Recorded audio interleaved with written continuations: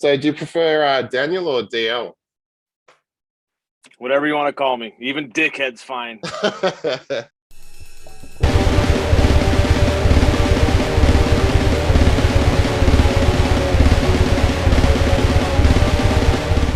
So you're in New York, right? Close. Yeah, same time zone. I'm like 2 hours from New York. Yeah, I'm sure. closer to Boston. Oh, sure. Okay, awesome. What time is it over there at the moment? Almost 7. Almost dinner time. Ah, there you go. Okay. Yep. Yep. Yeah, it's 6:30. It's morning for you, right? Yeah, yeah, yeah. I'll be going to work in about an hour. Bright and early. Woo, get that coffee going. That's right, mate. Yeah. Cool. So yeah, so June this year you joined Bad Wolves, yeah? How'd you come to meet those guys? Were they auditioning or something, or is there like a connection there? Well, I mean, I had previously toured. Oh no. I don't know what happened. Yeah, that was weird. No, no. Yeah.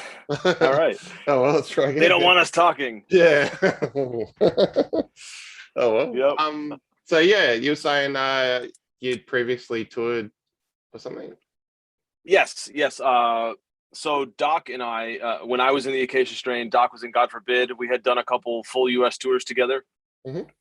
Just kind of broed down on those tours, man. We just got kind of friendly, and then uh, beyond my tenure in the Acacia Strain, I kind of took the producer's role, and I started working in the studio and doing records with other bands and stuff. At which time I had done one of Doc's podcasts with him, the X-Man podcast, which he still does.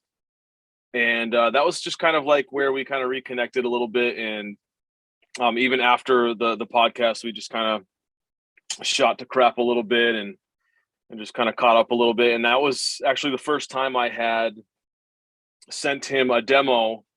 Cause he just asked me, what I was up to. And I kind of told him that I was producing bands and just kind of working in the studio. And I'm always in creative mode. So I'm always writing. I'm always, even, whether I'm co-writing with a band or working with a band or just doing writing for my own kind of sanity. I always, I tend to have always top line stuff myself. I put together the choruses at least to at least kind of get an idea of a sense of arrangement and stuff. So at that point, I had sent Doc, I believe it was just a Seven Dust cover I did or something of the song, the Skeleton song.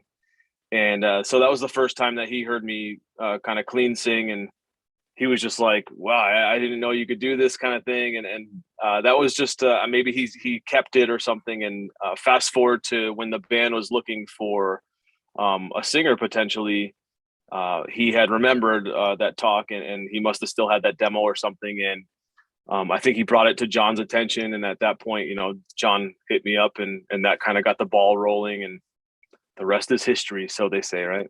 Yeah, cool. So the new album, Dear Monsters, comes out October 29. How much of it was written or recorded before you joined the band? So if I had to like put a number on it, I'd say by the time I came into the fold, the record was about like 60% written by the guys, because they've been working on this record for upwards of almost 2 years now. So it's been a long process, but really the collaborative process between the guys and I, we really that really started once I came to track the vocals for the record at Sparrow Sound in California.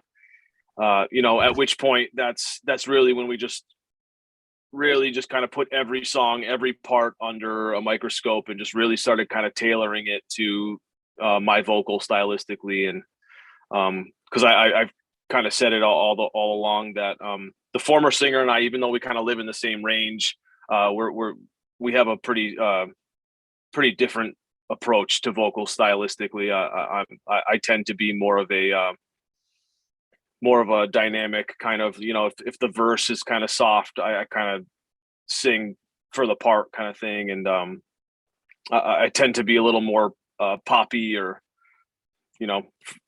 that kind of leaning singer. So yeah, that's really when we really started kind of tailoring the songs to my vocal. And songs like Springfield Summer, for example, that's when those kind of songs started coming into play, because I don't know if in the past if they would have done a song like Springfield Summer, just because of the stylistic change in vocal and everything. But yeah, that's really when we all kind of started collaborating, and everybody almost kind of took the producer's kind of chair. It's kind of crazy. I've never been in this kind of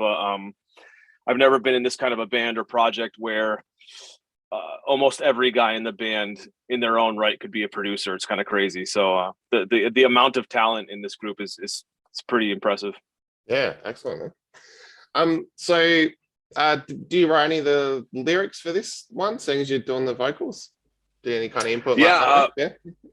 I mean, it was, every song was different, but a lot of the vocals and stuff, like I said, once the collaborative process started between the band and I, it was one of those things where, if I didn't have a vocal for it or something, John took a lot of the vocal, the lyric. It was one of those things where, especially the John or the guys in the band, they had a lot to say. There was a lot going on internally with the band, and there was it was one of those things where if the shoe fits, right? So like if somebody had something to say and there was a lyrical drought or something on one of the songs, whoever had the material, that's who was going to write the lyrics. So like a song like Springfield Summer, that song just touches loosely on my transitioning from being from the kind of behind the scenes producer role, going back on stage and going back into like the career musician thing. So every song was kind of different, and everybody kind of took part in that. Yeah, awesome. What other kind of lyrical themes have you got going on in the new album? It really just touches on you name it. I mean, a little bit of everything. It's a lot of touches on mental illness. It touches on me feeling empowered enough to step into this role as the frontman of this band that has already created this kind of world around them. And so, yeah, I mean, it kind of touches a little bit of everything. I think, it's same as instrumentally for the album. It's just, there's a lot of peaks and valleys, a lot of ebbs and flows. So, yeah, it touches on a lot of different things. Cool. All right. Lifeline, the first single, it features on the Retaliators soundtrack. How'd you guys end up on the horror movie soundtrack? That's pretty cool. I didn't even know that. Oh, to be perfectly honest with you, this is the first time I'm hearing that. So if that's the case, then cool. I think actually one of the songs that was going to be on the Retaliator soundtrack was I think it was a song that they had done prior. I don't know if it was from the last record or the first record, but yeah, I'd have to look into that to be sure. Yeah, no, I know that Retaliators movie is premiering, I think, tomorrow or tonight, something like that. So, yeah, man. Yeah, it's cool. I was going to ask actually, horror October times. Do you guys get into the horror at all as a band? Like, you got any, favorite movies, anything like that?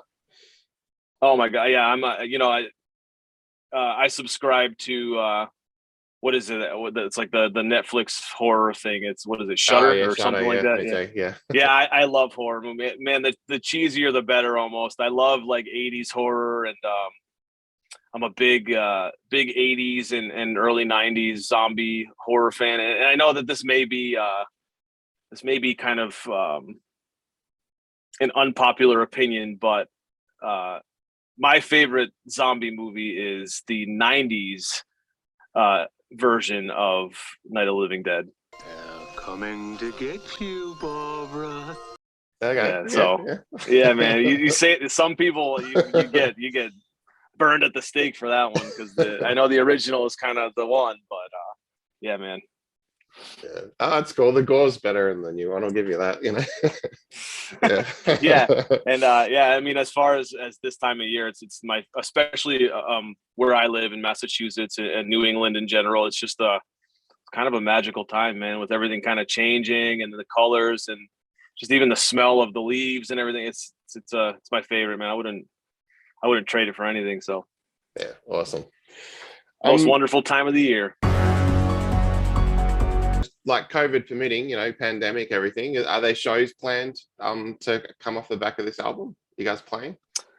Yeah, I mean, there's some talk and everything. It's it's one of those things, especially right now with COVID and everything, especially internationally, it's kind of tricky to put things together. But there is talk. But beyond that, I think it's just we're just trying to really focus on the task at hand, and which at this point, it's already October, and the record's coming out this month, so we're really excited just to kind of get this album out and kind of focusing on that. Like, we're really kind of hyper focused on that, especially with content, and we have a lot of stuff kind of lined up leading up to the release of the album, with a lot of behind the scenes things from when we were tracking the album, behind the scenes from when we were tracking or shooting the videos, because we shot I believe 4 or 5 videos, and everything in between. There's going to be some interactive stuff for fans to kind of do. And yeah, so we're just really kind of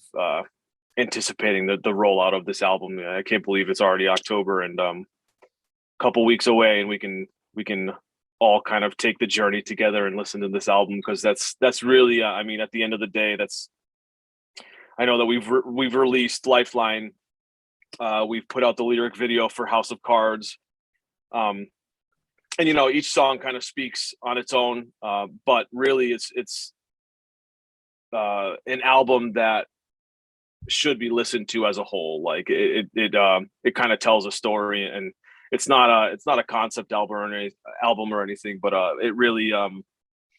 it's really set up in a way to where it all makes sense when it's all together as a piece. So we're really excited about putting this album out. I've never been more proud of anything I've ever done in a band, for sure.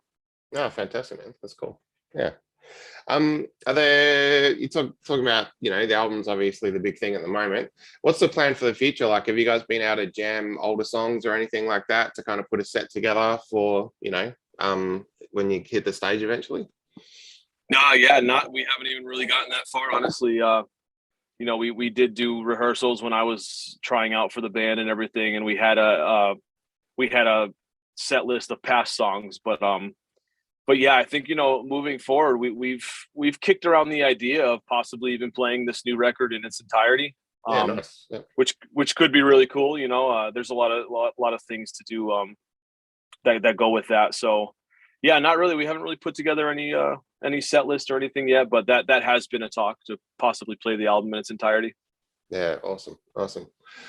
Any chance we can find out what the next video is going to be? If I knew, I'd tell you. Okay. Yeah, so I don't know. I'm assuming sooner than later, because like I had mentioned, we do have quite a bit of content, so there is going to be some things down the line here. Cool. No, awesome.